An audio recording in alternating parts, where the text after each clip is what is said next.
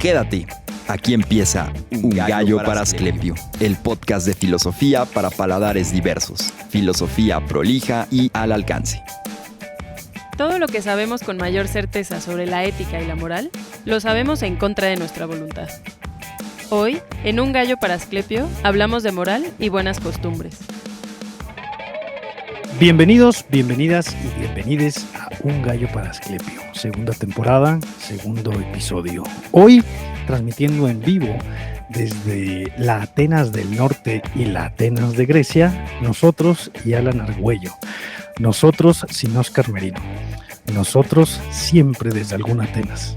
¿Qué tal? Bienvenidos una vez más por segundo tiempo. No sé. Bienvenidos. Hoy no traigo mi clásico speech porque mucho trabajo, ya saben. También tengo deberes, aunque no lo crean. Más allá de estar viendo la Champions League o estar viendo memes en Facebook. Bienvenidos de nuevo. Adelante. Adrián Ardilla Lara, como siempre, con unas bellas palabras para nosotros, el FIFA del grupo. Yo soy Alan Argüello, les doy también la más cálida bienvenida acá desde la Atenas de México, que pugna con ese título con otras ciudades menos conocidas que Saltillo. Y pues hoy vamos a hablar de moral y de libertad y de todo lo que nos salga de los cojones. Hoy vamos a hacer un coro, hoy va a ser Coral de la Moral. Coral de la Me moral. gusta. Pues hay que empezar abriendo apetito. Me parece, con algunas notas preliminares acerca de este tema que nos gustaría arrastrar hasta los tiempos que corren, que como ya han dicho tantos sabios son los mismos que los que corrían hace 2500 años. Todo se repite y se repiten los preceptos y se repiten los atentados contra la libertad disfrazados precisamente de libertad. Yo quería hablarles en primera instancia de un mito que aparece en el Protágoras de Platón, para variar, que es el mito de Prometeo y Epimeteo, pues para abrir un poco el salseo, para abrir un poco la discusión. En el mito que aparece en boca de Protágoras, se nos cuenta cómo a Prometeo y a Epimeteo se les encargó la difícil tarea de repartir a todos los seres vivientes herramientas para sobrevivir. A unos les dieron garras, a otros les dieron piernas veloces, a otros les dieron alas, a otros les dieron pieles para guarecerse del frío. Cuando hubieron terminado su tarea, se dieron cuenta que había una criatura desnuda, patética, imposible de que sobreviviera un día con esa piel tan endeble y desnuda como se les apareció, y obviamente estamos hablando del ser humano. Asustados, Epimeteo era un poco más estúpido que Prometeo, van y hablan con Zeus, con quien les había encargado esta tarea, y le dicen: Señor, casi un poco como el Hércules, ¿no? Señor, pues se nos quedó una criatura sin herramientas para sobrevivir, ¿qué es lo que hacemos? Y ante esta falta de pericia, lo primero que hacen es robarse el fuego de Hefestos y darles la tecné. Entonces les dan fuego y técnica, con lo cual el ser humano puede controlar el fuego. Son muy lindos estos mitos porque, aunque tenemos la visión caricaturizada de lo que ya hemos hablado antes, como los mitos, y luego tenemos la razón, pues explican un fenómeno que para todos nosotros es bien conocido, que es cómo los humanos empiezan a dominar el fuego. Esto es por causa de los dioses. Dominan el fuego, dominan la técnica, pero siguen pereciendo porque se matan los unos a los otros. Hay que encontrar una solución, y ante esta disyuntiva, pues Zeus en persona baja del Olimpo y decide que lo que va a hacer sobrevivir a la humanidad son dos cosas: Dike o dikaiosine y aitía. La dikaiosine es la idea de la justicia y la aitía es la idea de la vergüenza, que es como la protoidea de la moral. Prometeo y Epimeteo le preguntan a Zeus si deben repartir la aitía, la vergüenza que todos conocemos, la vergüenza al estornudar, al tirarse un pedo, la vergüenza al decir una palabra que no es al lugar en una conversación natural. Le preguntan a Zeus si deben repartírsela a todos o si deben repartírsela a solamente algunos, como se les ha repartido a algunos el arte de la cítara y a otros el arte de la medicina. Y Zeus dice: no, repártansela a todos por igual. A todos por igual deben repartirles la vergüenza, porque si no, los expulsaremos de la ciudad como si se tratase de una enfermedad. Aquellos a los que no les hayan repartido la vergüenza, se les expulsará de la ciudad. Y esto pasa, yo lo veo, he sido profesor de secundaria, que enseñamos a los alumnos a ser vergonzosos, les enseñamos la brújula moral, que es la vergüenza, para comportarse los unos con los otros. Los niños son muy irreverentes, son crueles, son malos. No tengan hijos, por favor. Y nosotros los vamos aplanando, nosotros los profesores los vamos normalizando, los vamos naturalizando, y naturalizarlos no es otra cosa más que enseñarles a tener vergüenza y a comportarse con los otros y eventualmente a decir por favor y gracias. Ahora, la vergüenza tiene un papel importantísimo en la Grecia clásica, incluso hasta la Grecia helenística, porque es, como decía ya, una especie de brújula moral. Aparece en este contexto un filósofo, en el contexto de la Grecia helenística, por ahí del siglo VI a.C., que es Diógenes el Perro. Y Diógenes el Perro, entre el sexto y el quinto, más bien entre el quinto y el cuarto, y Diógenes el Perro pretende atacar esta supuesta idea de civilización fundada en la moral, y la idea es básicamente la siguiente. Los griegos, así como nosotros, los mexicanos, los humanos del siglo XXI, hemos llegado a enorgullecernos de nuestra moral, de nuestra llamada civilización. Somos muy civilizados, tan civilizados que cuando estamos en la mesa y estamos comiendo con las manos, nuestros familiares nos dicen, no seas un puerco, no seas un marrano, come con cubiertos, porque tú no eres un animal. De tal suerte que Diógenes entiende que la moral en principio es un rechazo, una negación de la animalidad que nos constituye. Y ahí es donde es como su primera red flag, ¿no? Dice, ¿cómo es posible que nos haya olvidado que somos en primera instancia animales y que con nuestras fufurufas ideas de la moral estemos rechazando nuestra esencia? En primer lugar. Y en segundo lugar, y esto me parece que va a ser permanente en nuestra discusión sobre la moral, es que toda idea sobre la moral, y esto es una perogrullada, un lugar común, es una idea que se ha convenido, que se ha consensuado, y ese consenso está geográfica e históricamente determinado. De tal suerte que es mi derecho, ya no como filósofo, sino como persona, como pensador, criticar toda moral vigente, porque no tiene ningún carácter de necesario, sino que tiene un carácter contingente, es decir, está situada histórica y geográficamente. Entonces dice Diógenes el Perro, nosotros tenemos el derecho legítimo de criticar la moral, porque no es más que una serie de convenciones y porque estamos ahí por casualidad, porque nací en el siglo XXI, pues me toca la moral reinante, pero tengo el legítimo derecho de criticarla, aunque, como en todas las épocas y en todos los tiempos, esto me valga el ostracismo, la crítica social o la expulsión o la muerte. Dices bien, mi querido Ion.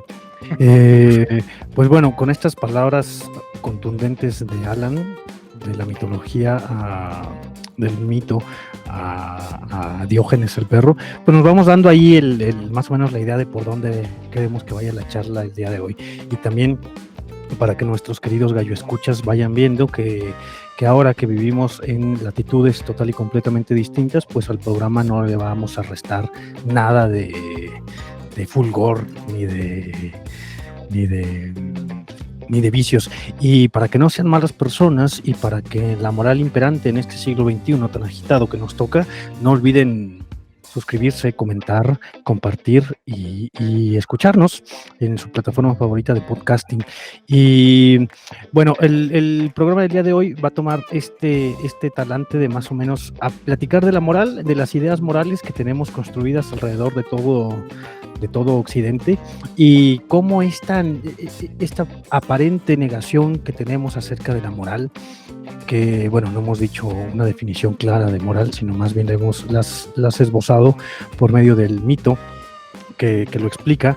Sin embargo, son ideas más o menos oscuras, profundas, que cargamos, y esta aparente negación que tenemos hoy de la moral que nos toca, pues no es algo nuevo. Esta moral que nos toca ha sido negada a lo largo de la historia por 201 filósofos, si no es que 203 filósofos.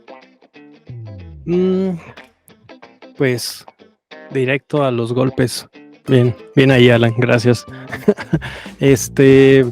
Pues creo que también para comenzar, y esto era un tema que a lo mejor yo quería traer a colación posteriormente, pero pues ya las cosas sobre la mesa, habría que hacer un análisis, salvo que ustedes quieran hacer una definición o algún bosquejo que hable sobre la moral o posteriormente la ética, que a lo mejor en algún momento tenían ciertos sinónimos. Hay que recordar que la ética pues sea realmente la tradición, las costumbres, como posteriormente se tradujo al latín y tomó este concepto de mor moris. Pero más allá de hablar propiamente de la tradición, de la costumbre, a mí me trae más a colación o más peso hablar sobre los valores, un concepto que extrañamente se adopta a partir de la teoría económica, a lo mejor desde Aristóteles, que empiezan a hablar, a tematizar la economía, y sale a colación el concepto de la axiología, de los valores y todas estas consideraciones. Y me parece sumamente interesante que Sánchez Vázquez, un filósofo evidentemente marxista, conocedor de la teoría socialista y todo esto, hace una clara distinción para hablar de esto. Dice, cuando hablamos de valores, pues no estamos hablando, o por lo menos la idea general, es estar hablando de alguna virtud o de alguna actitud que se tiene que exaltar en determinado momento. Cuando se habla, por ejemplo, de los valores actuales, pues evidentemente son valores que responden a una sociedad determinada. Y hablamos de los valores de secundaria, ¿no? Sí. La tolerancia, el respeto, la reciprocidad, la empatía, esas cosas que aprendemos como letanía en la secundaria. Exacto. Eso se refiere, claro. Y que tuvo esta, digamos que esta educación cívica, como se le ha marcado, vino a absorber a la axiología misma, creo yo, de manera un poco superflua y decir, bueno, pues ¿cuáles son los valores? Ahorita como dice Arturo, pues no sé, la tolerancia. ¿Por qué tenemos que ser tolerantes? Porque las sociedades actuales nos demandan ser tolerantes con las personas que no son o que no están dentro del gremio. O por lo menos con tu empleador. Exacto. Y cómo estos valores tienen una consideración, una repercusión económica en la sociedad. Le damos valor a qué tipo de actitudes. Creo que actualmente evidentemente es la tolerancia uno de los más grandes, la prudencia en algunos casos, muy contrastante a lo mejor con la valentía de hace ya algunos siglos. Por ejemplo, vivimos en México en una situación que desde el 2006 para acá ha tenido problemas con la violencia, el narcotráfico, y nadie podría decir que tendríamos que exaltar la valentía o la osadía para enfrentarnos a aquellos que atentan contra nuestra seguridad, porque es un valor que se ha mermado. No conviene a una sociedad a una sociedad preestablecida, que un grupo de personas se fraguen estos tipos de valores y se enfrenten al narcotráfico, por ejemplo, como pasó tal vez en Michoacán hace ya algunos años. Esta nueva forma que se quiso de las, ¿cómo le llamaban? Las comunidades, los grupos de autodefensa. Los grupos de autodefensa. Que se vieron criticados, es que cómo tienen armas por parte de que son exclusivas del ejército, nos están matando, tenemos que organizarnos, nuestros valores cambian respecto a la situación económica, social, en cuanto vivimos, no sé. Creo que tocaste dos temas importantísimos. Quisiera abordarlos lo más concisamente posible. El primero, la diferencia entre la ética y la moral. Es un temísima. Hay autores, pensadores y profesores que dicen son sinónimos y otros que dicen no son sinónimos, y quisiera exponer las dos ideas brevemente. Los que dicen que son sinónimos tienen razón. Mores, como se nos enseñó en la preparatoria, esperemos, a los que fuimos a la preparatoria, que tuvimos este privilegio, pues mores quiere decir costumbre, ¿no? Cuando hablamos de moral nos referimos a la costumbre de un pueblo. Se dice, por ejemplo, que una de las fuentes del derecho es la costumbre, es decir, la moral.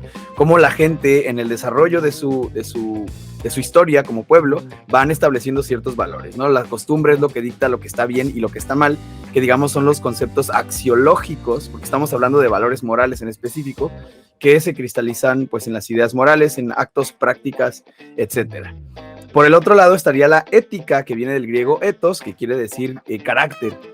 y que cuando analizamos la palabra carácter, decimos, por ejemplo, el etos griego o el etos espartano, hablamos del carácter de un pueblo, de cómo es la gente de allá, el etos de Saltillo, el etos de Monterrey, ¿no? La gente es muy coda, la gente es muy... ¿Cómo es la gente? ¿Cómo se comporta la gente? En última instancia, estamos hablando también de costumbres, es decir, bajo este punto de vista serían sinónimos, porque mores es un intento de traducción de etos. Ahora, ¿qué dicen los que dicen que no son sinónimos? Pues bueno, ellos apelarían al contexto. ¿Cuál es el contexto de la ética y cuál es el contexto de la moral? Un helenista bien entendido te va a decir que el contexto del etos griego o de la ética griega es que es la reflexión sobre la libertad.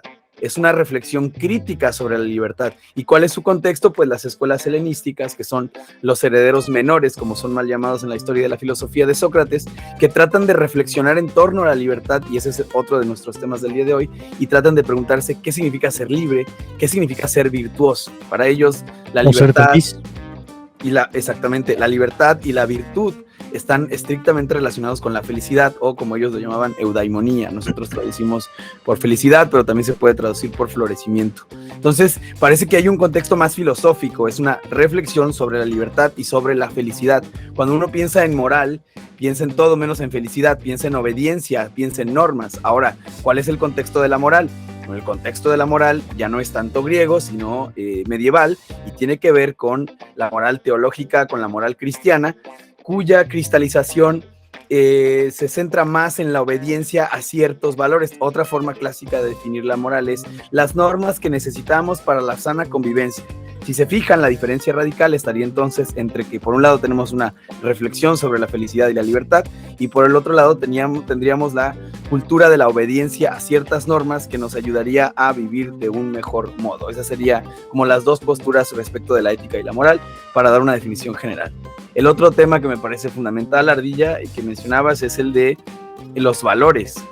Toda axiología, ya no hablemos solo de valores morales, valores económicos, valores epistémicos, ¿no? Valores estéticos, parte de una evaluación. Todo valor es una evaluación. Y hay un experimento mental que me gustaría compartirles a los gallo escuchas, que por parte del filósofo austriaco Ludwig Wittgenstein, que aparece en sus... en la conferencia sobre ética, que es un texto que escribe entre el Tractatus y las investigaciones metafísicas, que más que escribe es un texto pensado para ser leído en voz alta, que les recomendamos ampliamente. Pues en este texto Wittgenstein hace un experimento mental que consiste en lo siguiente. Dice, imaginemos el gran libro del mundo. Imaginemos el gran libro del mundo, un libro que va a contener todo lo que hay en el mundo. Y esto está pensado todavía desde el Tractatus, porque para la percepción del Tractatus, el mundo está constituido por cosas y por hechos. Los hechos son relaciones entre las cosas. ¿Qué habría en este gran libro del mundo? Bueno, si nos ponemos a enlistar, si tenemos el ojo de Dios, vamos a enlistar cada grano de arena que hay en el mundo, vamos a inventariar el mundo, cada objeto, cada palabra, cada persona, la vamos a meter en ese gran libro del mundo. ¿Qué es lo que contendría el libro del mundo? Pues todo lo que hay, todo lo que de hecho existe. ¿Y qué no contendría el libro del mundo? Y aquí es la parte interesante que nos propone Wittgenstein. ¿Qué es lo que no contendría el libro del mundo? Dice, el libro del mundo no contendría evaluaciones, no contendría valores, no contendría, específicamente hablando, juicios de valor. Es decir, si inventaríamos el gran libro del mundo, pues tendríamos que inventariar cada uno de los acontecimientos históricos que han ocurrido. Diríamos, el holocausto, ¿no? En el contexto de la Segunda Guerra Mundial, hubo un holocausto y murieron 6 millones, aproximadamente 6 millones de personas. Y luego hubo un periodo de paz, y luego hubo el Tratado de Versalles, pero no habría una cosa tal como el holocausto es la peor tragedia que le ha ocurrido a la humanidad. Eso es una evaluación. Eso no contendría el libro del mundo. Y aquí está la diferencia fundamental entre hechos y valores. El mundo contiene hechos, contiene cosas y contiene hechos. En el mundo no hay evaluaciones. Nosotros las inventamos. Con esto Wittgenstein viene a concluir una idea que me parece muy interesante, y es la siguiente. Dice, en el mundo no hay hechos, no hay más que hechos. Las evaluaciones no pertenecen al mundo, de tal suerte que los valores no son naturales porque no hay nada. Hablemos ahora, por ejemplo, o pensemos como ejemplo en valores estéticos, en el mundo hay narices anchas y hay ojos pequeños, ojos grandes, hay narices afiladas y tal. Pero en el mundo no está la belleza, no hay nada en el objeto que me permita a mí concluir de manera lógica y necesaria que eso es algo bello o es algo feo, que es algo bueno o es algo malo. De tal suerte, ya con esto concluyo, en el mundo no habría más que hechos, y las evaluaciones de tipo estético, de tipo ético, de tipo moral, estarían fuera del mundo. Es decir, las evaluaciones y los valores son sobrenaturales. No son naturales, son sobrenaturales. De tal suerte que todo lo que llamemos bien o mal, bello o feo, no serían más que fantasmas. Son sobrenaturales, así como son sobrenaturales los fantasmas, porque no están en el mundo, porque están y aparecen solo cuando hay un animal inteligente, como dice Nietzsche, en Verdad y Mentira en sentido extramoral. No están en el mundo, sino que unos animales inteligentes inventaron eso del bien y del mal. Por eso en la naturaleza no decimos que hay violación o que hay parricidio o que hay infanticidio. Una perra se come a sus hijos, y no decimos, ay, cometió infanticidio, porque eso solamente nos preocupa y nos interesa a nosotros. En el mundo hay sexo y hay asesinato, pero no hay evaluaciones morales, no hay juicios de valor. Y eso me parece a mí que nos pone en perspectiva de todo el peso que le damos nosotros como animales humanos a la libertad, a la responsabilidad, al asesinato y a la carga moral que tienen para nosotros todas estas acciones. No solo, dice Wittgenstein, no solo vivimos en este mundo de evaluaciones, sino que parece que no podemos vivir sin ellas. O sea, no podemos vivir en un mundo meramente objetivo. Desde el punto de vista de la lógica, un atardecer y un holocausto son exactamente lo mismo, están en el mismo nivel, son hechos. Pero para nosotros, un hecho como el atardecer es una cosa bellísima, y un hecho como el holocausto es una cosa terrible y deleznable. Y esto, perdón, ya con esto cierro, para los relativistas de la moral, ¿no? Que dicen, toda moral es relativa, porque ese es el lugar más común de todos. Toda moral es relativa porque cambia con el tiempo y porque cambia con los sujetos, pero el holocausto es objetivamente negativo. Así que ese supuesto relativismo se tambalea ante hechos de tantísima hondura en la historia de la humanidad. Intenso. Hoy va a estar intenso. No, me trae mucho. En la tarde estaba leyendo a Hans Jonas, este texto maravilloso que se llama Pensar sobre Dios y otros ensayos. Justamente cuando va introduciendo el texto habla y está hablando del hombre, de que entre más evolución, porque también Hans Jonas es un poco filósofo de la biología y estas ondas, dice que entre más evolución, más libertad tiene el hombre, y por lo mismo tiene más responsabilidades, tiene esa conciencia de las acciones.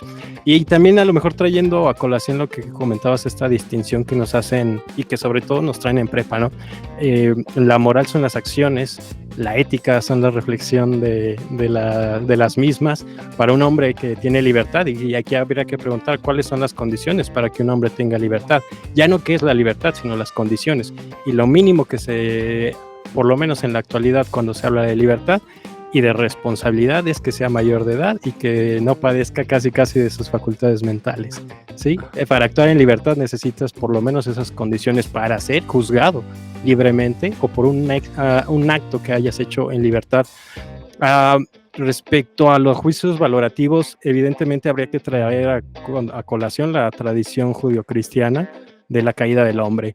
Cuando come la manzana de Adán, que pasa todas estas cosas y que dice, se da cuenta de que el hombre está desnudo, hay una interpretación muy buena que dice, no es que el hombre no conociera su desnudez, sino que realmente ya conocía todos esos juicios. Sin embargo, se empezaron a relativizar, y ahí fue cuando las cuestiones como lo bueno y lo malo empezaron a surgir, por lo menos desde una perspectiva teológica, ¿no? El hombre ya era consciente de todo lo que existía, de lo que podría pasar, de los nombres, ya era autoconsciente por lo menos, pero con esta caída, con el pecado, con la no obediencia a la que apelabas, pues es cuando todo cae, la relativización de los valores, de que lo bueno puede que sea bueno, pero que tal vez es malo, y es ahí donde comienza la verdadera caída del hombre. Y también habría que considerar desde esta perspectiva la condición de la libertad del hombre. A lo mejor lo voy a traer aquí a cuestas, porque necesitas evidentemente ser libre para hacerte cargo de tus actos. Si eres una persona religiosa y consideras que todas las acciones que realizas son algún mandamiento de Dios, pues estará y tal vez imposibilitado para ser juzgado por los hombres. Pero desde una perspectiva religiosa tendrías que juzgarte tal vez de la perspectiva de la ley religiosa. Siempre está este debate de que si Dios lo conoce todo, entonces no somos libres. O si somos libres, entonces Dios no es todopoderoso. Sin embargo, y esto también surge en la Edad Media, hay una tradición cabalística que habla de que, hay una teoría que le llaman el Tzimtzum, que habla de que Dios, para crear el mundo, se retrotrajo, se retira, o digamos que se vacía a sí mismo, y que da esa posibilidad de que el mundo y que el hombre surjan.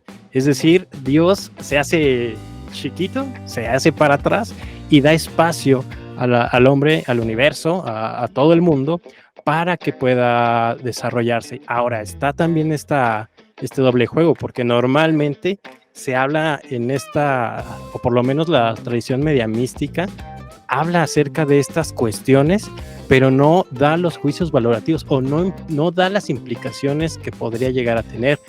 Cuando Dios se retrotrae, si creemos en esta idea y que le da total libertad al hombre, pues entonces Dios no podría intervenir porque está dando total libertad al hombre. Sin embargo, se presenta y crea los mandamientos, da los mandamientos, y digamos que esa libertad va a estar a lo mejor limitada, o por lo menos por parte del hombre, respecto a la elección. ¿Quiere seguir los preceptos divinos? No, pues sí, no, pues no, pues bueno, ya es elección de cada una de las personas. Y esto también implica que haya una no intervención posterior por esta misma cosa de que le da total libertad al hombre. Y en el caso, por ejemplo, cuando hablaban del holocausto, cuando hablas del holocausto, Alan, que dice que mucha gente se preguntaba ¿dónde está Dios en este momento para salvarnos? No, pues Dios, incluso lo dice Hans Jonas y lo dicen un montón de pensadores, es que Dios estaba imposibilitado de actuar, porque estaba retrotraído, porque todas estas cuestiones no eran decisiones de Dios, eran decisiones del hombre. Hay una conferencia muy buena, no recuerdo si es de García Baró, cuando preguntan ¿dónde estaba Dios en ese momento? Y él dice, la verdadera pregunta que hay que hacernos es dónde estaban los hombres en ese momento, ¿sí? Porque se permitió que se lograra todo eso. A la Diógenes. Ajá. Y pues da esa posibilidad de quedarte en ascuas. Ahora, hay otra perspectiva también, hablando de la libertad a partir de la condición teológica o religiosa del hombre, que dice que se plantean esto: o Dios todo lo sabe y nosotros estamos limitados, o nosotros somos totalmente libres y Dios no lo sabe.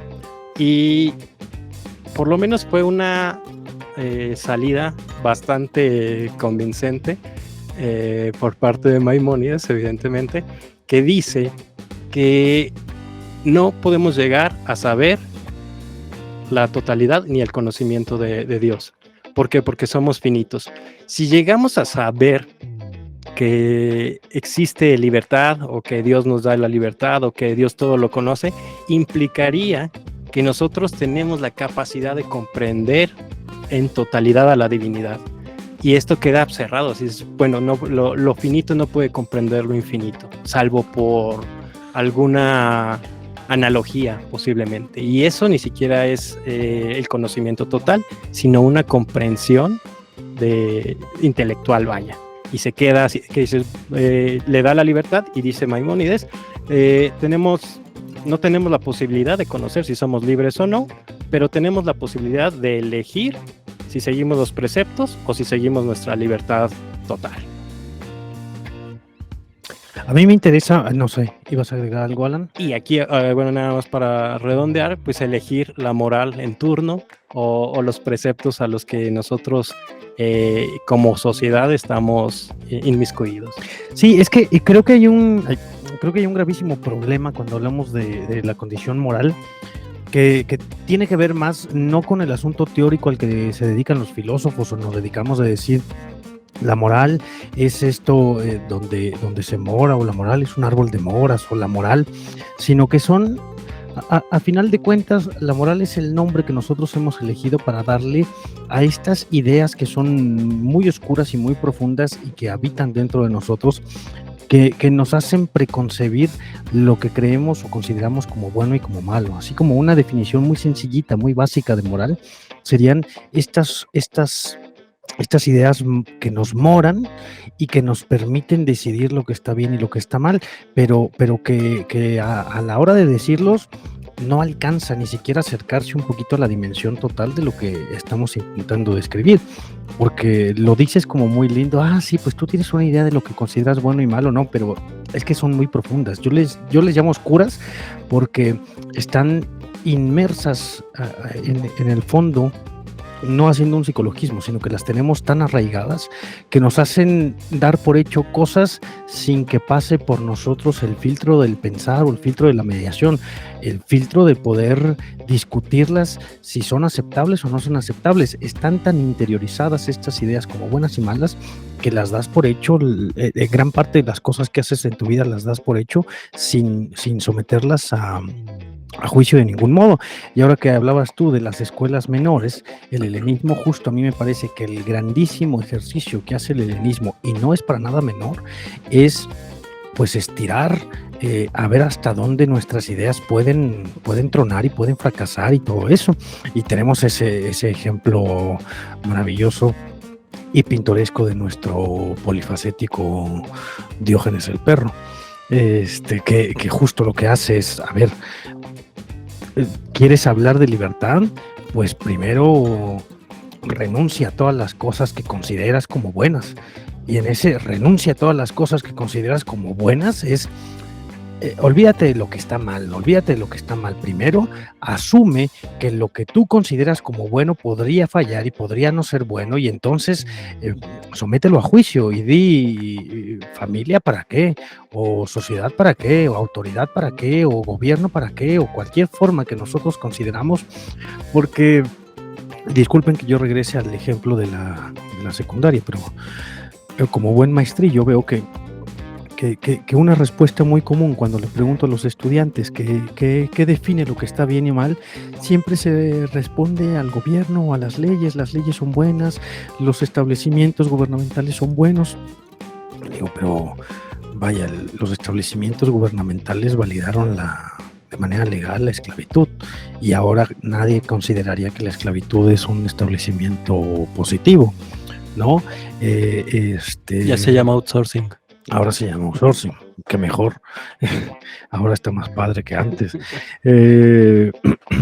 Bueno, pero lo que hacían los helenistas, no nada más Diógenes como el gran ejemplo, pero incluso el hedonismo de Epicuro o el estoicismo, lo que hacía era pues someter a crítica, a juicio, las cosas establecidas como moralmente buenas, las cosas con las que no te meterías, las sometes a una interiorización para decir, a ver, mi establecimiento de vida ya está dado, pero ahora lo puedo yo cuestionar porque estoy inmerso en eso que damos como bueno, que damos como positivo, que damos como válido, es lo que podemos cuestionar. Les platicaba yo antes de entrar al aire que me parece como una situación muy linda, muy fortuita, que hoy si tú le dices a una persona que no se dedica a la filosofía que Epicuro hablaba de los tipos de placeres, placer en el epicureísmo como ausencia de dolor, no como el placer sensual al que nos podemos remitir nosotros hoy en día, sino esta ausencia de dolor, los categoriza como placeres naturales y no necesarios, que son básicos y sencillos. No tienes sed, no tienes hambre, no tienes frío y tienes todo para armarla chido, y todo lo que venga va a ser gozo, placer y satisfacción, pero aparecen los placeres no naturales y no necesarios, que si te afanas en concentrarte en ellos, que si te afanas en buscarlos, que si te afanas en estar persiguiéndolos, te pueden alejar de la buena vida, de vivir bien, y te puedes volver desdichado. Y siempre piensas, claro, es pistear los fines de semana, perrear los fines de semana, drogarte, coger, ir al table, ese tipo de cosas. Pero en realidad ahí cabría también la cosa, la familia podría estar ahí. Dices, en la naturaleza no hay familia, lo pones como esta cosa de los animales carentes de nuestras consideraciones morales. Pues claro, en la familia, en la naturaleza, sale un miembro de la especie que es defectuoso y se desecha, te lo comes, lo abandonas para que no forme parte de nosotros, o no existe esta cosa de los ovíparos que las tortugas, ¿no? Que dejan sus huevos y se van, y si salen, bueno, y si no, es su problema, ¿no? Los mamíferos amamantan hasta que no necesitas la mama y órale, ahí nos vemos, si te veo no me acuerdo, porque justo la cosa en la que se puede criticar dentro del helenismo no es lo que consideramos como negativo, sino el helenismo critica las cosas que consideras dadas, las cosas que ves como positivas, que das como por hechas, porque siempre pensamos, vamos a hablar de la moral, pues la moral, lo que está mal, y no hagas esto, y no hagas lo otro, y la salud va por acá, pero ves los helenistas, y los helenistas justo decían, critica lo que das por hecho, critica lo que haces, critica lo que tú haces, lo haces porque piensas que está bien, ¿no? Nadie hace cosas intentando hacerse un daño. El que es el chico emo del 2006 que se corta las venas, no se corta las venas pensando que se está dañando, lo hace porque se disfruta. El que se inyecta heroína no lo hace pensando que se está jodiendo, lo hace porque le gusta. Entonces aparece como el establecimiento moral fuera del ámbito biológico, como este establecimiento que tiene que ver con las formas de vida. Mi manera de vivir es la manera de vivir que es válida, y toda aquella forma de vida que sea de vivir la vida en términos sociales, y toda forma de vida social que no se ajuste a lo que yo hago es la que voy a descalificar y que voy a considerar como negativa. Entonces me parece que el principio de donde inicia este juicio de lo que es bueno y de lo que es malo tiene que ver con las prácticas de vida. Si yo hago algo, para mí va a estar bueno, va a ser malo cuando el otro no lo haga. O sea, el ejemplo del vecino, no sé, me pueden interrumpir cuando sea, pero pienso en el ejemplo del vecino. Si yo saco mi pachangón que compré en la tienda en pagos chiquitos y lo pongo todas las noches y me pongo a pistear y pongo mi música de banda hasta las 4 de la mañana, y mi vecino le llama a la policía para que vengan a decirme, oye, ¿qué está pasando? Yo voy a decir, ese vecino es una mala persona, es terrible, es malvado. ¿A qué le pasa? Yo estoy disfrutando y pasándola bien y haciendo lo que me gusta, y aquel güey anda llamándole a la policía porque es un amargado, es un jodón. Y el otro vecino, lo que pasa es lo mismo. El otro vecino se levanta, se duerme temprano porque se tiene que levantar temprano a trabajar, y dice, el otro güey que no me deja descansar, que no me deja dormir, qué mala persona, es una persona terrible. Entonces, pareciera que, creo yo, que el establecimiento de lo que nos parece como bueno o malo tiene que ver con las formas de vida. No se agota ahí, por supuesto que no se agota ahí, ya lo que tiene que ver con prácticas médicas, con prácticas clínicas, que es otra cosa, pero como el primer enfrentamiento popular, o donde creo yo que podemos empezar a pensar, no siendo eruditos como ustedes de los libros de la filosofía, sino la gente con la que le puedes decir, oye, ¿entiendes de qué va la moral? Bueno, la moral tendría que empezar porque existe una hipocresía en la que yo intento universalizar las cosas que yo hago para descalificar las cosas que yo hago y el otro no las comparte.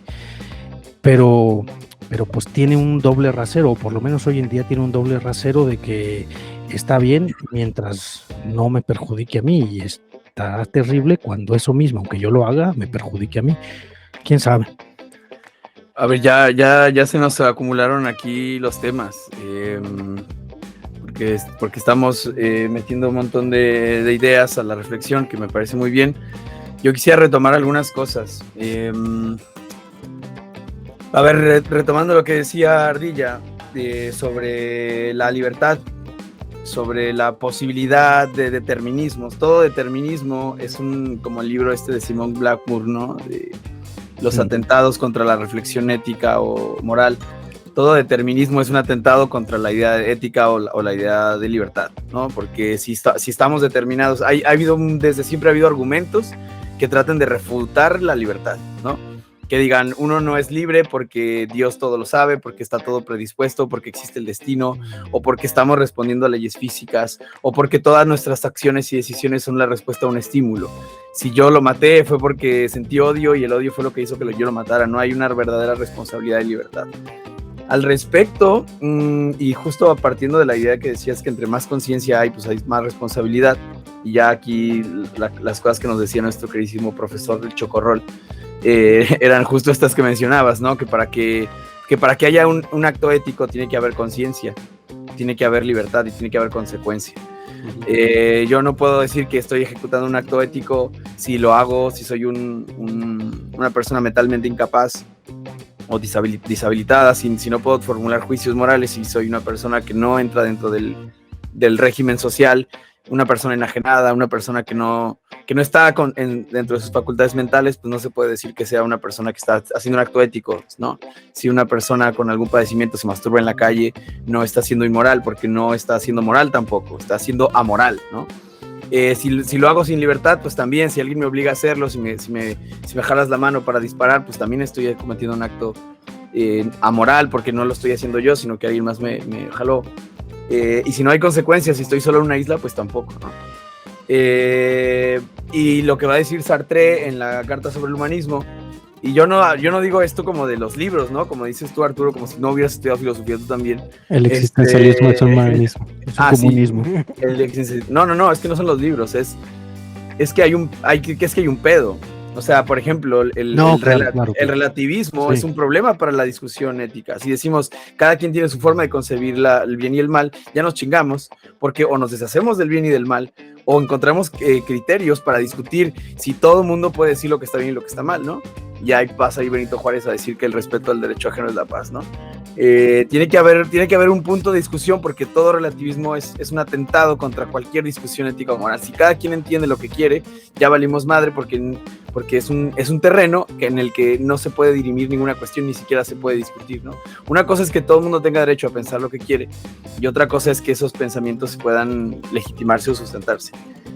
Pero bueno, dijiste también, Arturo, cosas muy interesantes. Por ejemplo, cuando hablabas de la dimensión oscura, de la moral y del árbol de moras, yo pienso justamente en esta etimología compartida. Es que morar también es habitar. Claro. Por eso decimos la morada. Y es que la moral es una dimensión en la que habitamos. No es que tengamos ideas morales como se tiene un lápiz o como se tiene una pluma, sino que vivimos en ellas, nos superan. Sí, es una dimensión que nos trasciende, ¿no es cierto? Justo por eso lo caracterizo como algo profundo, no como algo como algo accesorio, sino pues es que no es nada más algo accesorio en lo que puedes estar de acuerdo o no, sino que es algo que te obliga a tomar decisiones, las veas o no las veas, las puedas advertir o no las puedas advertir. Sí, es una dimensión en la que ya estamos, digamos, es como el agua para los peces o el aire para nosotros. No lo advertimos, pero tratamos con ideas morales, tenemos una especie de precomprensión allí. Y ahora la diferencia, también pensaba cuando hablabas de los helenistas, que a veces los metemos en el mismo saco. Lo que sí creo que comparten las escuelas helenísticas es una filosofía teleológica.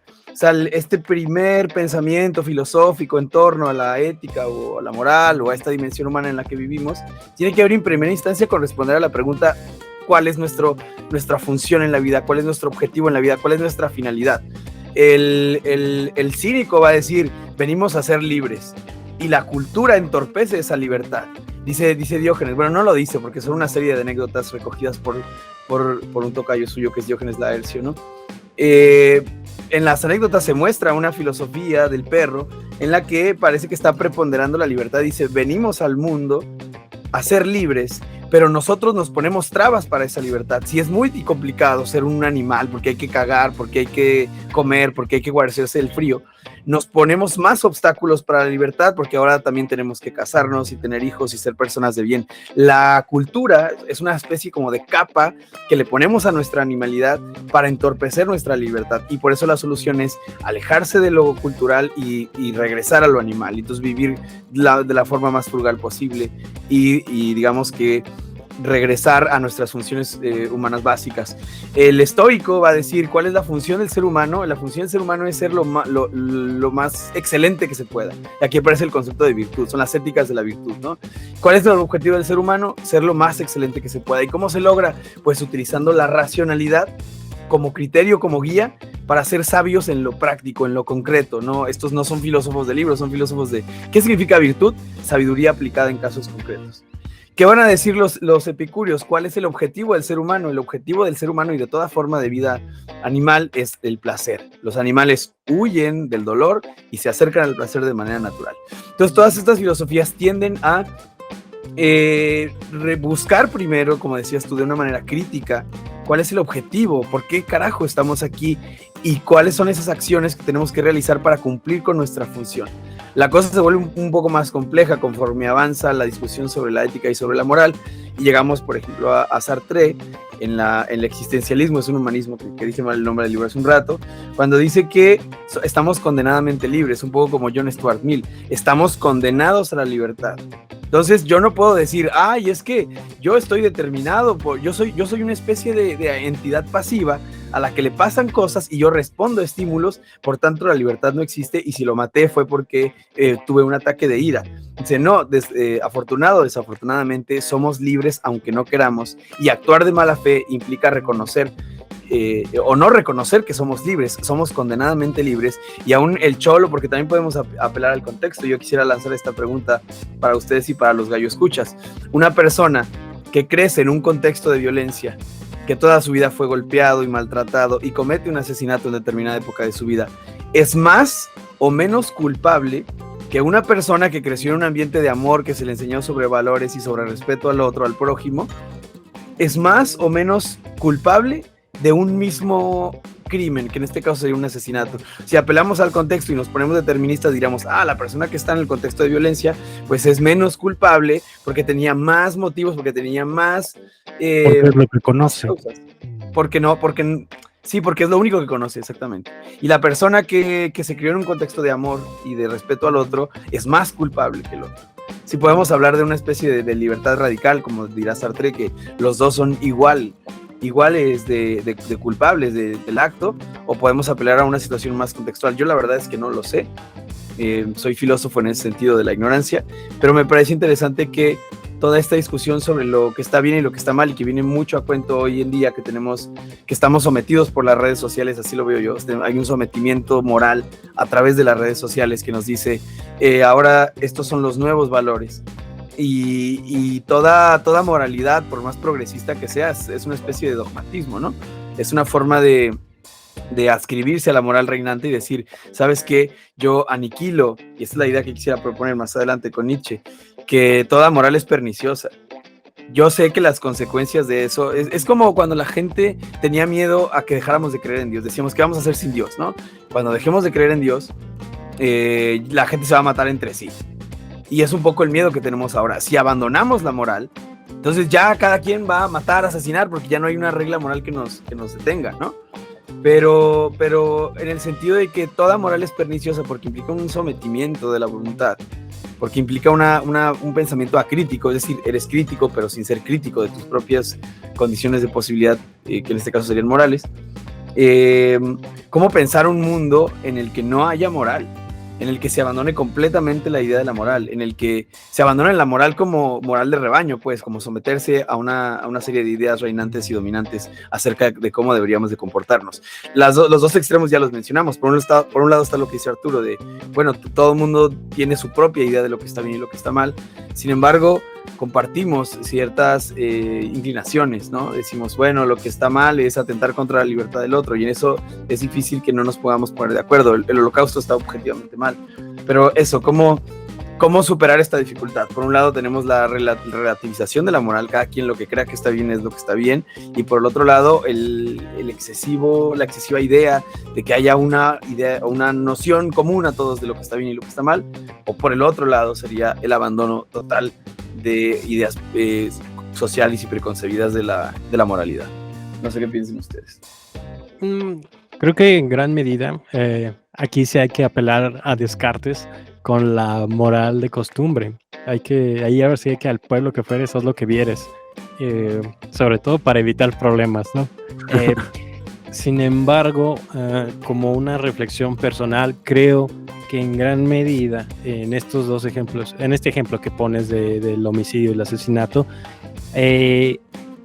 al igual que la moral, el derecho van a estar estarán encaminados justamente porque va a depender de las circunstancias otorgadas. Sí, evidentemente, filosóficamente los dos podrían ser culpables de un homicidio.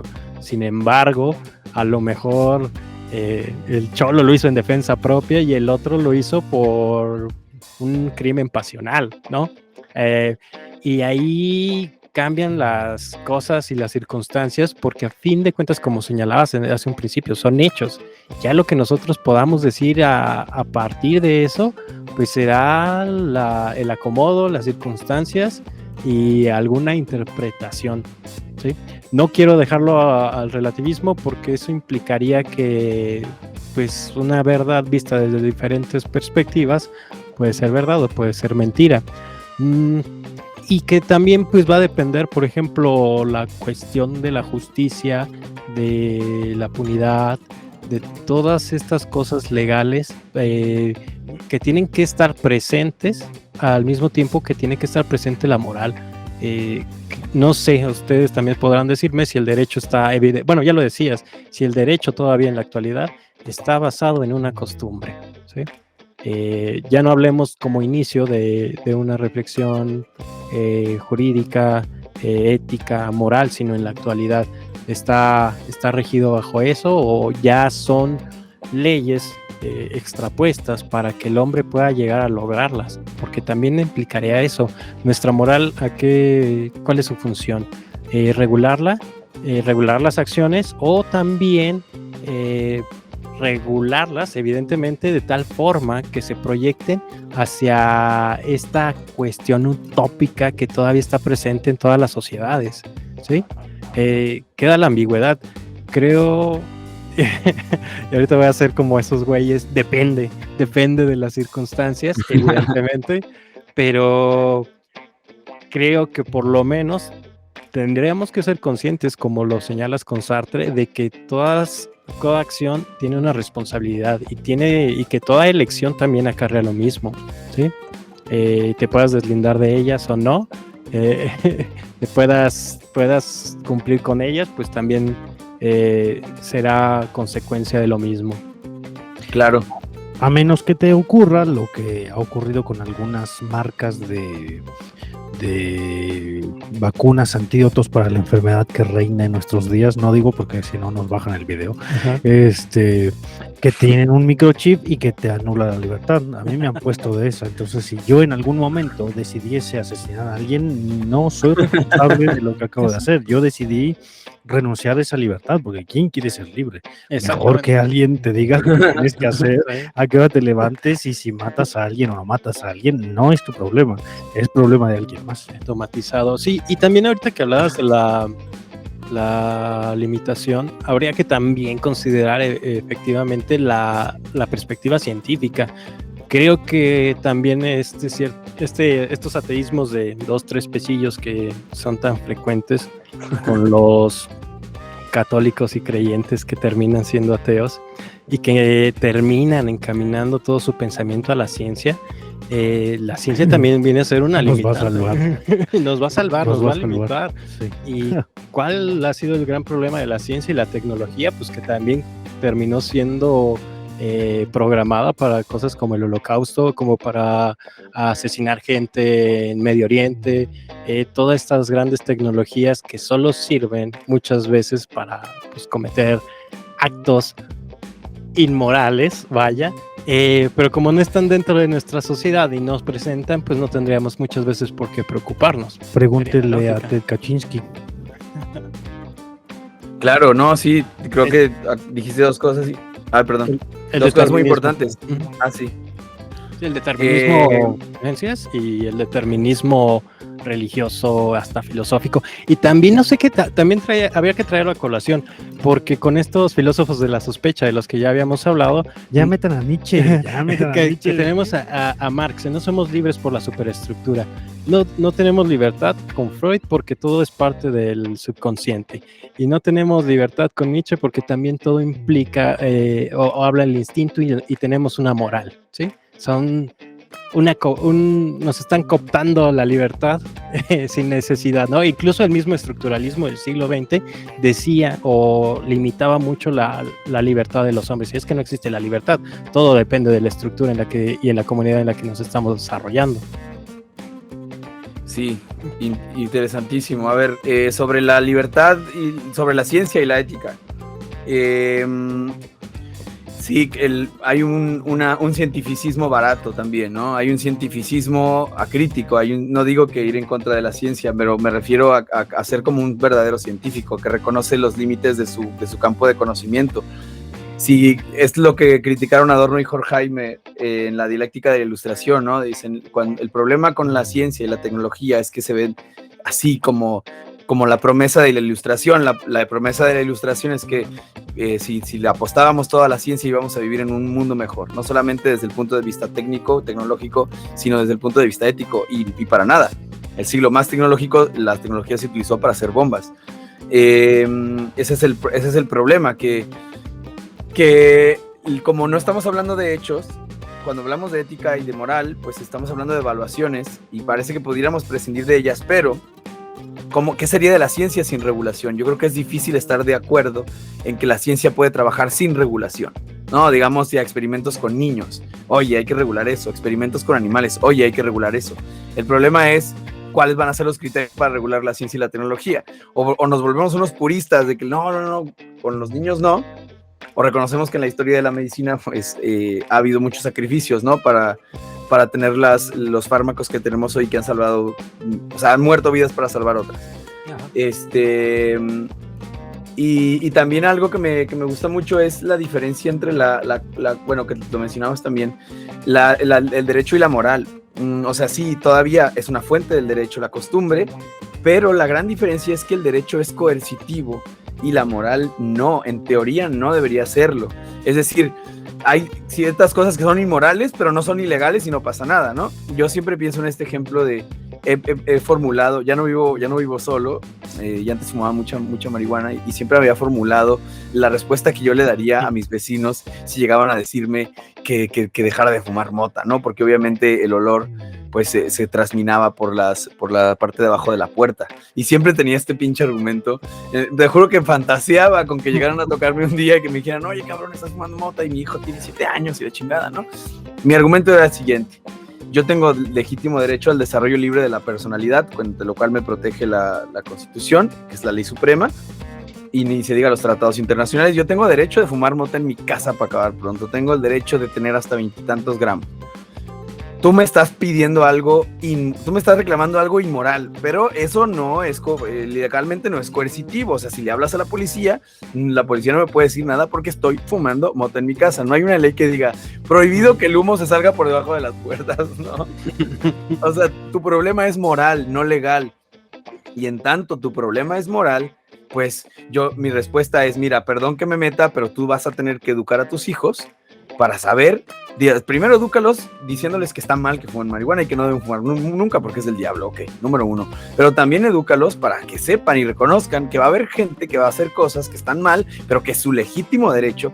El derecho al desarrollo de la libre personalidad básicamente quiere decir que te puedes matar a ti mismo pasivamente con lo que tú quieras, ¿no? Con videojuegos, con Coca-Cola, con azúcar, con mota, con tabaco, con lo que quieras. Pero eso solamente es inmoral, pero no es ilegal. Entonces yo puedo ser la persona más inmoral del mundo y no tendría por qué haber cohesión. Pero ¿qué pasa con y aquí me va a haber generación de cemento, qué pasa con los tribunales de la moral? Que es el Twitter, el Facebook, ¿no? Y el Twitter encabezando la lista. Ya llegamos, yo puedo todo lo que denunciar, ya esto. Llegamos. Todo lo anterior para llegar a este momento, vamos. Sí, aquí yo cometo bienvenidos. Yo cometo un acto inmoral. Claro, bienvenidos a Un Gallo para Asclepio, donde somos políticamente incorrectos. Yo cometo un acto inmoral inmoral, estrictamente inmoral. Si es ilegal, ok, apelemos a cualquier tribunal. Pero yo cometo un acto inmoral, y no voy a poner ejemplos porque ya todos los galloescuchas son muy inteligentes y las galloescuchas se lo van a imaginar. Yo cometo un acto inmoral que solamente es inmoral y que no es ilegal, y ese acto inmoral le afecta a alguien más que tiene Twitter y pone esa especie de denuncia pública y dice, esta persona cometió este acto inmoral, y inmediatamente este tribunal, a diferencia de los otros tribunales, pues no pasa por ninguna instancia de apelación. Simplemente la palabra es madrina, la palabra es reina. Me denuncia mi acto inmoral, esa denuncia se viraliza y yo, por las consecuencias que eso acarrea, pierdo el trabajo. La gente, por hipócritas, se empieza a desligar de mí, me empiezan a hacer el ostracismo clásico, y entonces ahora resulta que hoy en día la moralidad también tiene fuerza coercitiva gracias a las redes sociales. Entonces, si se hace lo suficientemente viral, y yo lo he hecho, yo denuncié cuando no me pagaron en el Torri y me pagaron a los 3 días. Y funcionó. Ya está probado, ya está calado. Claro, este claro. tribunal. Pero entonces ahora resulta que hay otro tribunal, que es el Tribunal de lo Inmoral, que la policía es la gente de Twitter y los retweets, y que te cuestan el trabajo, te cuestan relaciones sociales y te cuestan reputación, que da igual la reputación, pero bueno, tiene esas otras repercusiones. Entonces me parece muy interesante que lo hayas tocado, porque ahora parece que la moral también es coercitiva, y eso es otra de las razones para relajarnos con lo inmoral, ¿no? Y concentrarnos en algo más discutido, más fácil de poner sobre la mesa, como la frontera entre lo legal y lo legítimo. Y ahí sí podemos decir, esto es ilegal y no debería ser legal, o esto no es legal y sí debería serlo, etcétera, etcétera. Y ahí, ahorita que lo traes también a colación, pues también traer en cuenta la perspectiva de nuevo de la libertad, realizar o no hacer algo, y a lo mejor responsabilizarte de lo mismo, pero con los juicios morales de ahora sí, como decía Sabines, ¿no? La moral en turno. Y estar limitado también a limitar la expresión. No sé, no es que se exprese todo de gran medida, pero cágalo una vez y el mundo se encargará de recordártelo toda la vida y toda la existencia. Me trae mucho a cuento esta libertad de la que hablaba, ni libertad de la que habla Heidegger, no habla de la ontología, cuando hace referencia al uno sé, este uno que somos todos y ninguno. El sé se va a la escuela como se va a la escuela, te casas como te tienes que casar, se vive como se tiene que vivir, se sale de esta moral de rebaño como normalmente se sale de la moral del rebaño, y ahí anda uno creyéndose uno único y detergente. Se cree en la libertad como normalmente suele creerse en la libertad, se busca esta vida auténtica como normalmente la estamos buscando, tratando de ser diferentes de todos, cuando realmente este sé ya nos tiene en conjunto y nos da la posibilidad de creernos únicos y diferentes, como nos hacemos creer, como un montón de gente se cree única y diferente. Claro. ¿Cómo le llamaba? Este aplastamiento no del individuo, no lo dice Heidegger como individuo, pero este aplastamiento del que quiere salirse, como se quiere salir, pero lo vuelven a regresar a este uno sé, al uno. A esta colectividad. Ajá, sin rostro. Ajá, y que de todos somos parte y que no nos podemos salir, y que esta búsqueda, por lo menos que en Heidegger queda nulificada, esta búsqueda de autenticidad, salvo en el pensamiento posterior, ya en sus últimos trabajos, se queda reducida a la misma comunidad, a la misma sociedad.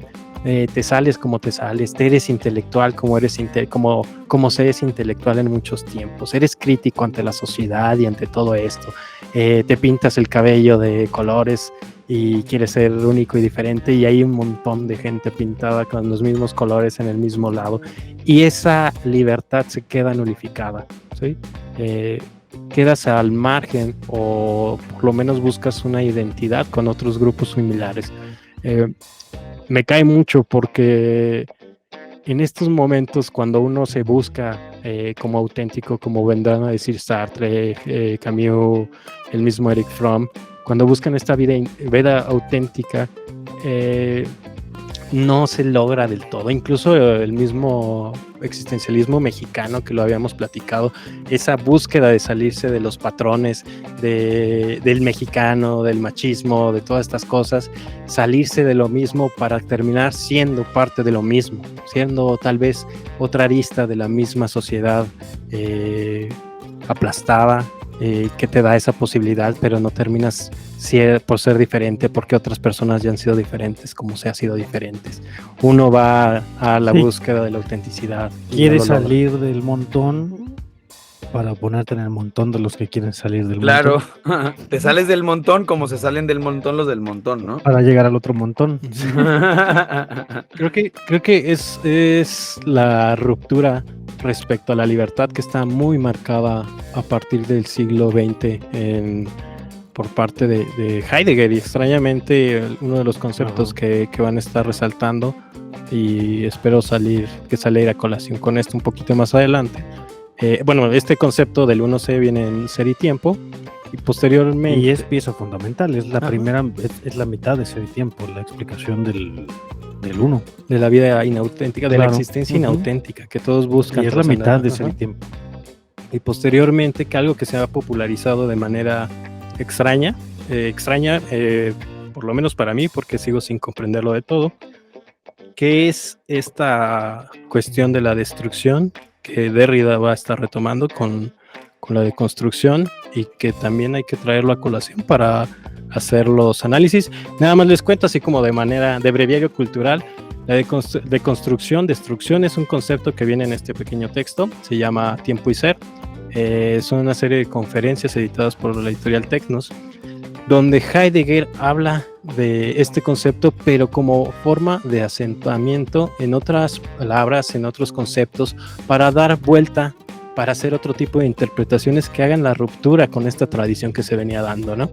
Se toma con Derrida, y lo pueden ver también. Traigo aquí mis libros en Márgenes de la Filosofía, y si no, les recomiendo un trabajo muy bueno que se llama Derrida para principiantes, donde lo explican de manera sumamente clara hasta donde se puede con Derrida. Y que van a estar hablando de esta concepción de la destrucción, de construcción, que en la actualidad parece el tenor, sí, exacto, de la libertad del hombre, de la libertad de las existencias, de los Daseins, dirían algunos. Pero bueno, no hay que dejar de lado que la contraposición, por ejemplo, con estas filosofías, pues sí fue evidentemente el existencialismo, que busca en gran medida encontrar o dar al hombre esa responsabilidad y esa vida auténtica que se está buscando, tanto como una ruptura para la tradición como para la moral, ¿sí? ¿Pero qué quiere decir de desconstrucción en Derrida? Yo creo que los y les gallo escuchas estarán ávidos de saberlo, porque es una palabra que se utiliza mucho, y se utiliza sobre todo en el contexto de la lucha contra el machismo, ¿no? Estoy seguro que no tiene nada que ver. Bueno, de construcción, de lo que les comentaba hace un momento, había, o por lo menos creo entenderlo desde esta perspectiva, la deconstrucción era poner atención a ciertas palabras o ciertos puntos, porque no era propiamente una forma de existencia, un método como lo han estado tomando en la actualidad, como un cambio de valores, etcétera, sino era una forma de abordar los textos para interpretarlos desde diferentes perspectivas. Creo que iba muy apegado a estos métodos exegéticos que estaban muy en boga en la Edad Media, donde las palabras homónimas, una homónima es una palabra que tiene diferentes significados. Por ejemplo, decir banco, el banco para ir a depositar, el banco para sentarse, el banco de peces.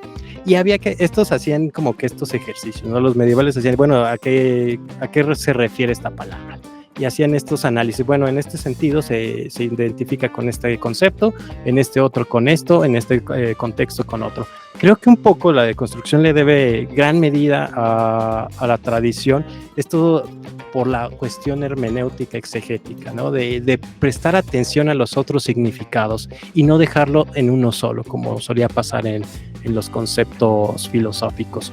Y Derrida hace este ejercicio a partir de la perspectiva heideggeriana de tomar un concepto, de tomar esta cuestión de la destrucción para ir y ver con ojos nuevos o nuevas interpretaciones nuestra tradición, ¿sí?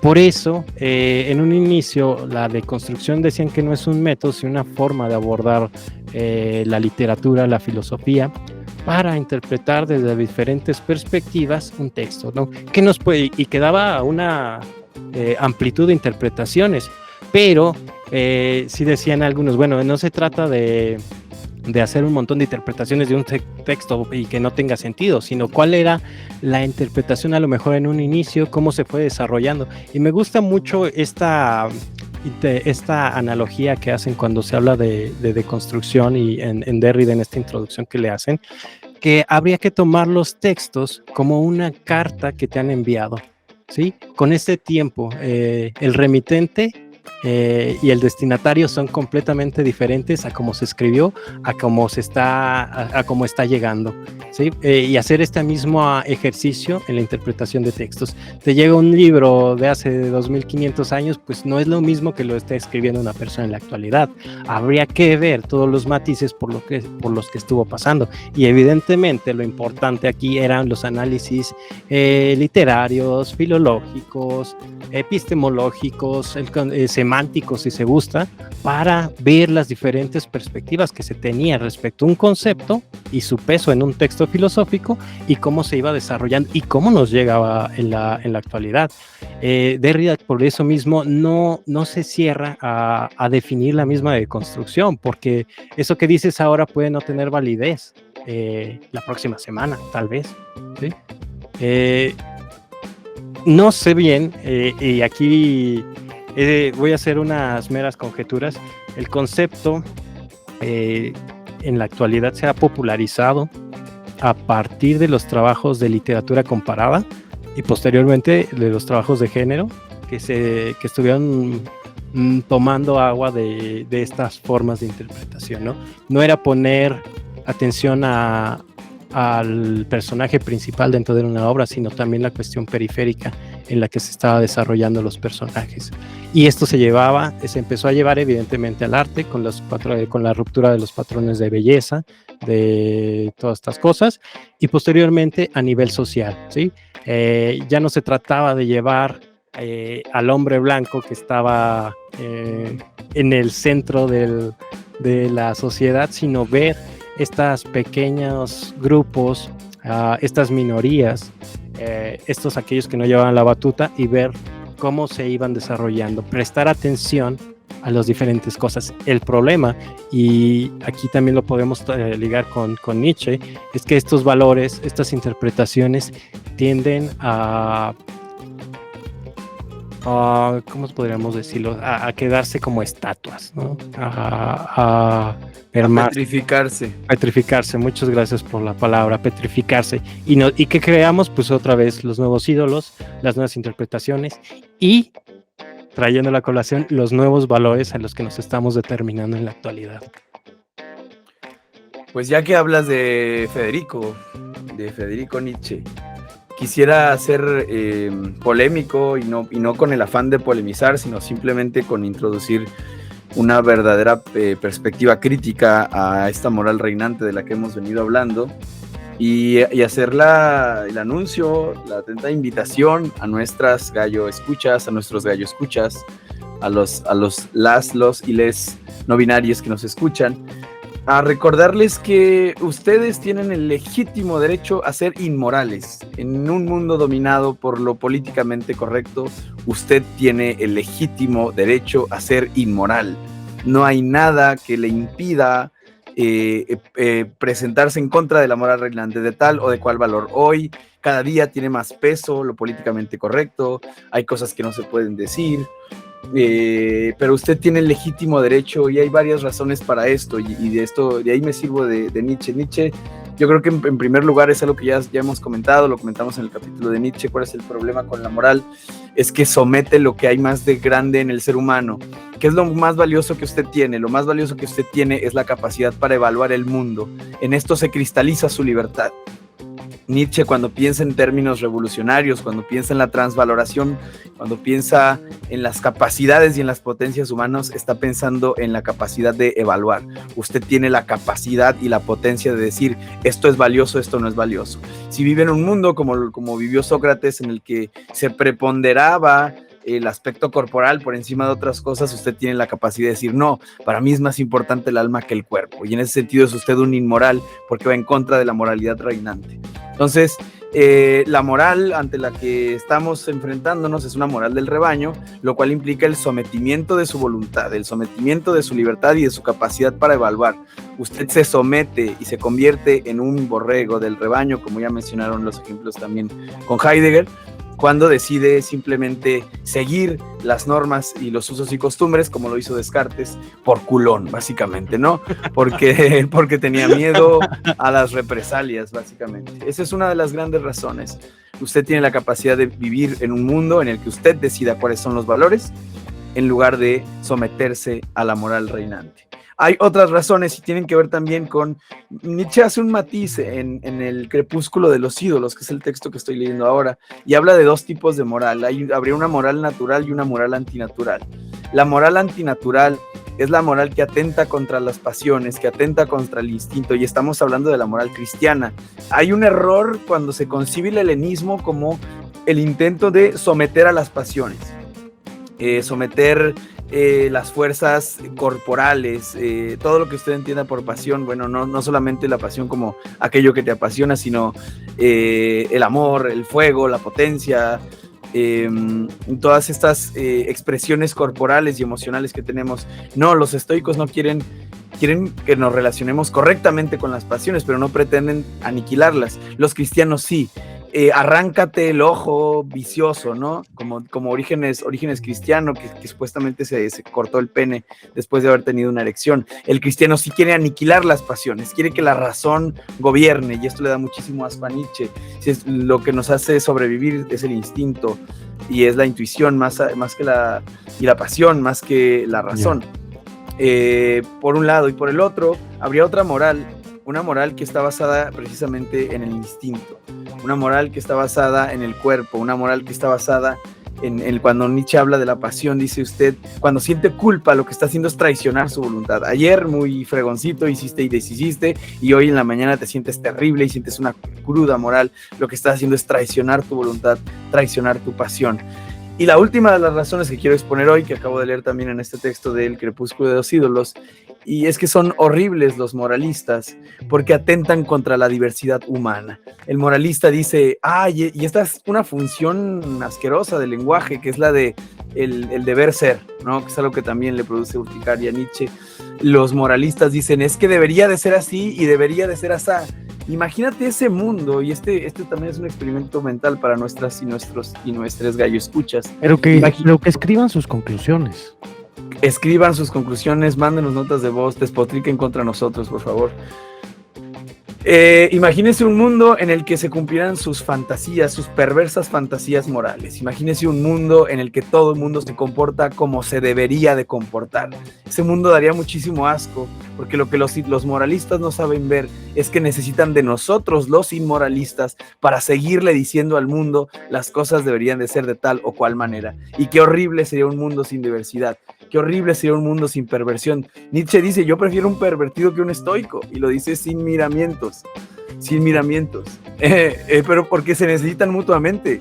O sea, si dice, necesitamos enemigos, porque los enemigos nos legitiman, porque ¿qué sería de los moralistas sin los inmoralistas? No habría causa que perseguir, no habría nada por lo que luchar, y lo mismo aplica para los inmoralistas. Dice Nietzsche, yo quiero que haya moralistas, pero que haya moralistas inteligentes, para así yo poder seguir siendo inmoral. Entonces, resumo con lo que empecé. Usted tiene el legítimo derecho a ser una persona inmoral, precisamente porque la moral es una cosa que se gesta en un determinado momento, y aunque a nosotros nos parezca que ya terminó, que ya llegamos a las conclusiones de lo que deberíamos hacer y de lo que está bien y lo que está mal, la verdad es que la historia le dará la razón a los relativistas, porque es algo que se va a seguir modificando, porque siempre es un constante movimiento de valores. Los valores se agotan, se petrifican, apestan, y luego empiezan a salir nuevos valores, y lo que nos parece hoy aberrante quizá mañana no nos parezca tan aberrante. Y no es una apología para lo que ocurre en nuestros tiempos, pero es que esto es ilegal, o sea, no estamos diciendo que maten gente, que violen personas, eso son atrocidades, estamos hablando de valores, de evaluaciones, no tanto de las atrocidades que se cometen hoy en día. Sí, de una evaluación de lo que nos parece importante y lo que no nos parece importante. Sí, es que ahí es donde se malentiende a Nietzsche, o sea, cuando se dice inmoralista no se está pensando, se está pensando en la voluntad de poder. En que para usted sea importante un atardecer más que tener éxito en la vida y tener muchísimo dinero. La voluntad de poder tiene que ver más con crear y con dar que con poseer y con dominar. No se trata de someter al otro, no se trata de atentar contra la vida del otro, no se trata de ser rutilante y grosero contra los otros. Se trata de evaluar el mundo del modo en que usted quiera y considere. Eso es un inmoralista para Nietzsche. No, bueno, quizá al modo de Diógenes al perro, ¿no? Que se masturbaba en la plaza pública. Y cuando la gente le decía, oiga, Diógenes, ¿por qué se está masturbando en la plaza pública? Diógenes decía, es que si pudiera saciar el hambre frotándome la barriga también lo haría, como diciendo que no es la cosa más natural. ¿Y a quién le afecta que yo me masturbe en la plaza pública? A nuestra concepción, a nuestra concepción moralista del cuerpo, ¿no? De la desnudez, de lo que implica la satisfacción de los placeres. No está violando a nadie, pues a lo que voy, se está masturbando en la plaza pública, no pasa nada, no pasa nada. Digo, a menos que se venga en alguien, ¿no? Pero pero si se contiene no pasa nada, ¿no? No pasa nada. Pero bueno, ya me callo porque nos van a bajar el video de YouTube. No, para nada. Estamos hablando de Diógenes. Probablemente no existió. Si era tan listo, ¿por qué se murió? Si era tan listo. Sí, creo que Alan siempre va a estar muy apegado a la cuestión de la transmutación de valores nietzscheana. Evidentemente da algo que conocer, da las pautas para seguirlo, da el camino con el que se está siguiendo. Sin embargo, creo que en la actualidad, y salvo lo que me estén comentando ustedes, este concepto de deconstrucción se ha convertido en algo gris que no tiene, creo yo, una interpretación, y no debería, o una concepción clara, y no debería tenerla, porque no es como su origen. Sin embargo, retomando a Nietzsche, estos conceptos se van olvidando, van teniendo el peso con el que surgieron en un inicio. Son palabras que se desgastan, como la moneda de la que hablan sobre verdad y mentira en sentido extramoral, que van utilizando la moneda tanto que se le pierde la cara y la cruz dentro de la que estaba existiendo. Yo creo, y de hecho lo habíamos platicado con Aura, que más que hablar de una deconstrucción debería hablarse de esta transmutación de valores, el cambio de valores, sin mayor tapujo. Tampoco es como de que, ay no, estás hablando de valores, ya eres un persinado. Creo que es una mala interpretación de conceptos, a fin de cuentas. Este concepto de deconstrucción, creo yo, que va muy apegado hasta medio rusoniano la onda, ¿no? De que el hombre puede llegar a ser bueno si se lo propone, y que la sociedad es la que lo corrompe, evidentemente. Sin embargo, es la misma sociedad la que le da la posibilidad de cambiar o elegir los valores que quiere elegir. Y ante esto, creo que, bueno, son dos perspectivas. Esta, que implica la condición social en la que se está desarrollando, que hay que deconstruirse para ser mejor, para ser diferente, para romper con la estructura. Y una muy importante que yo pondría, porque la escuché hace poco en un congreso, que antes de hablar de deconstrucción habría que apelar a esa máxima socrática que es conócete a ti mismo. No todo lo que está en la sociedad es malo, creo yo, y que implicaría un conocimiento personal de valores, de existencia, incluso de una teleología, de religión, para así poder elegir qué es lo que deseas. Porque creo que hay una generalidad, y reitero, que implica que la sociedad es por sí misma mala, y que este método, que no está bien estructurado, que no hay una definición, que no tendría por qué tenerla, no nos va a llevar a esa utopía social donde todas las personas van a ser buenas y justas y todo lo bonito, ¿no? Cuando las pasiones, y en el sentido fuerte de la palabra, la pasión, el patos, el sentimiento, el enojo, están presentes dentro del ser humano, porque si de algo no nos podemos liberar y de lo cual no podemos ser libres es del cuerpo, ¿okay?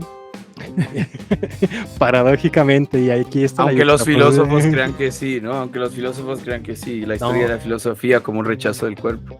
Como el rechazo del cuerpo, e incluso como un rechazo de la misma razón. No se puede. Somos... Permítame usar estos dedos para escribir estas líneas. Estos animales. Dedos que soy.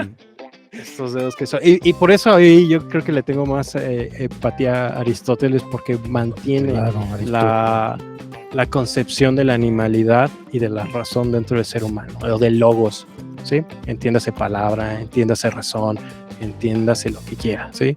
Y es la conjunción entre lo material y lo inmaterial, si gusta, ¿no? La forma, el eidos. El eidos, la psique, sí, más allá de haberlos puesto en otro lado.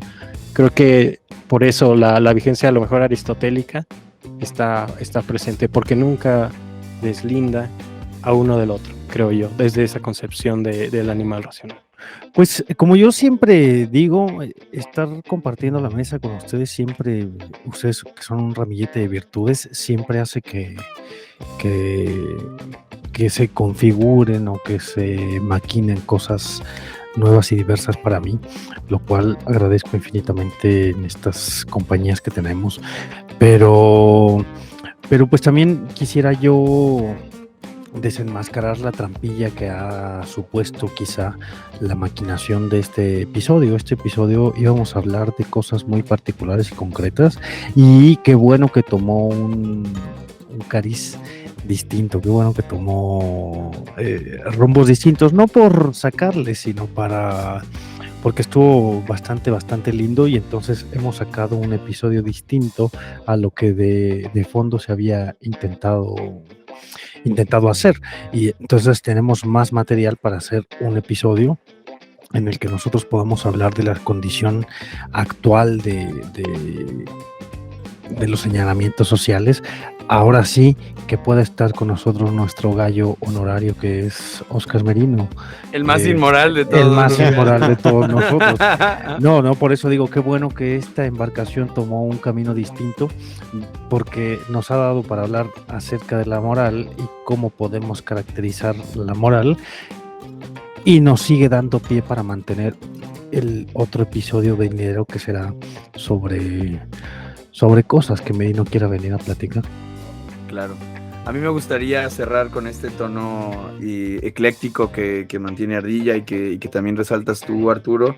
También agradecerles por su compañía, que ahora que estamos lejos, pues la distancia ni se siente, gracias a esta manutención que hacemos de juntarnos y hablar de filosofía, que lo hacemos por amor, pero nos gusta también tener escuchas, nos gusta que se suscriban, nos gusta que nos compartan, nos hacen el día sus comentarios.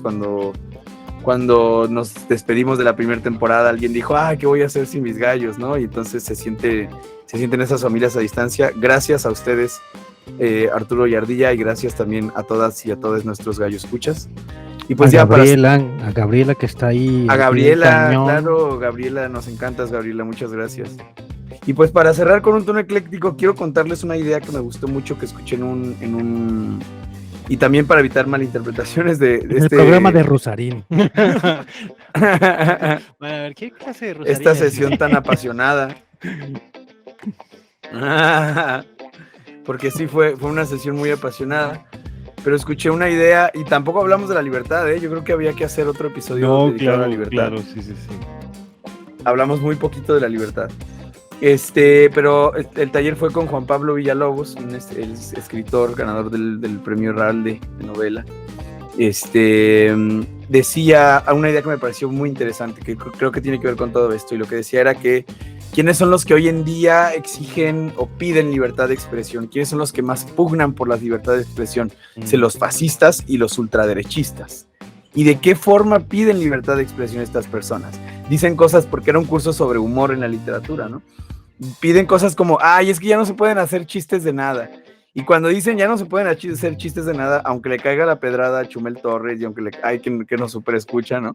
A Richie O'Farrill y a toda la barra de comediantes estandoperos mexicanos, cuando piden libertad de expresión a estas personas, dicen o cuando dicen ya no se puede hacer chistes de nada, lo que están diciendo es ya no se puede hacer chistes misóginos, homófobos, ¿no? Eso es lo que están diciendo básicamente. Ya no me puedo reír de los gangosos, de los discapacitados, de las mujeres ni de los gays. Y lo que decía es que es una especie de tergiversación de la libertad de expresión. Y la risa de Arturo de Ardillas, ¿no? No, porque pensé ni de los gallegos. Ni de los gallegos. Ni de Pepito. Franco era gallego y era un tipo listísimo.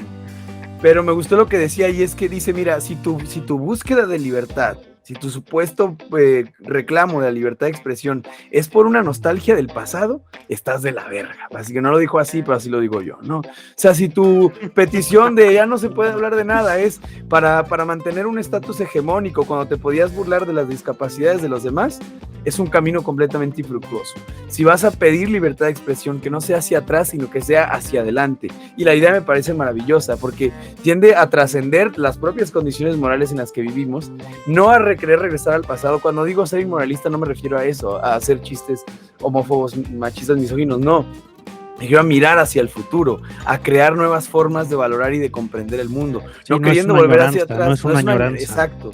No es una añoranza del pasado, no es querer, vamos a regresar al machismo de hace unos años, no. Es vamos a mirar hacia el futuro y vamos a ver cómo podemos seguir transvalorando, crear nuevos valores, nuevas formas de entender, de comprender, de evaluar y de habitar este mundo, de morarlo. Y de no demorarnos en el proceso y recuperar esa libertad que nos quita la moral. Básicamente con eso cierro mi punto de vista ecléctico. A mí me hubiera gustado hablar un poco más de la libertad, pero también quisiera cerrar. Pues mejor hagamos el compromiso de hacernos un programa sobre la libertad. Termino con lo que se podría abrir el próximo capítulo. La libertad está dada por la sociedad y por las circunstancias económicas. Nosotros tenemos la posibilidad de ser lo que queramos siempre y cuando tengamos dinero, ¿sí? Podemos hacer, yo podría ser una ardilla completamente si tuviera la cantidad suficiente como para los ponerme South Park, ¿sí? como los South Park. A los South soy Park. transespecie, me identifico como delfín. Es un delfín. Pero que va a depender de la cuestión económica a la que nos estemos enfrentando, lamentablemente. Va a haber cambios de valores, evidentemente, porque no son los mismos con los que crecimos. Yo siendo un poco más grande que ustedes, pero no más que Mary, ¿no? Y evidentemente, afortunadamente, ha habido cambios estructurales, morales, si se quiere, pero limitados a fin de cuentas por la cuestión económica a la que se enfrenta la sociedad mexicana, particularmente respecto a la relación con otros países, hablando directamente con Estados Unidos. Tenemos la libertad mientras tengamos el dinero, podemos hacer lo que queramos, siempre y cuando exista las condiciones económicas para pagarlo. Si tienes lana, puedes ser quien tú quieras. Sí. Puede ser Jeff Bezos y viajar por el mundo. Puede ser cualquier cosa. ¿Sí? Habrá que ver también la libertad que se tiene en otros estratos económicos, sociales. Ver Sí, claro. qué libertad tenemos, a fin de cuentas. Y es una libertad de elección cooptada, evidentemente, por la economía. Muy marxista la cosa, pero es lo que yo creo. Pues en este punto yo quiero recordar que si usted no ha escuchado nuestro capítulo, nuestro especial de Navidad del 2021 que se llama Filosofía Lado B, puede volver al pasado para escuchar cuando hablamos de algunos filósofos verdaderamente incendiarios, verdaderamente, pues que si hubieran hablado hoy, pese a que algunos de ellos siguen vivos, hubiesen estado cancelados por todas las de Twitter. Y luego, ahora que hablas de la condición material, capital a la que te enfrentas y que la libertad se pone a mí. También en el capítulo que hicimos de Amor se dice en muchos sentidos, en compañía de Aura García Junco, algo mencionábamos de cómo está un fantasma permea sobre el amor y ese fantasma es el capital. Digo, yo traigo el dinero. Como yo les había dicho a Arturo, yo vengo especial para cada episodio y evidentemente traigo mi playera de Coca-Cola. La libertad de ser distinto. Pues, muchachos, siempre es un placer estar con ustedes y disfrutando de esta nueva segunda temporada con nuevos bríos, nuevos invitados, nuevos formatos. Ahora seguimos con Alan aquí, pero Alan es como si son viejitos como nosotros, ¿se acuerdan de los Power Rangers? En los Power Rangers había el alma... Soy Sordon. Tú eres Sordon. Ahora en el nuevo estudio, antes los invitados estaban en la pantalla, pero ahora tenemos otra pantalla más con las personas a distancia y tú eres así como Sordon, te estamos viendo atrás de un cristal rarísimo y flotas en un líquido extraño. Y les voy a dar sus trajes basándome en su color de piel y en su etnia. El negro es el negro, el chico es el amarillo, la mujer el rosa, el rojo, verde y así. Sí. Y al mexicano pone un sombrero.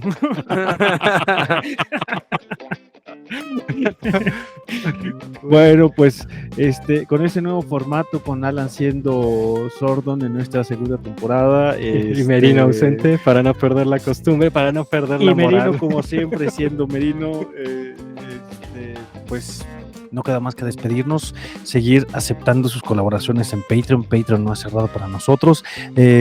Cualquier duda, cualquier boleto que quiera, los boletos para venir al foro de grabación y ayudarnos con las cámaras y los cables, los puede pedir a info@ungalloparasclepio.com.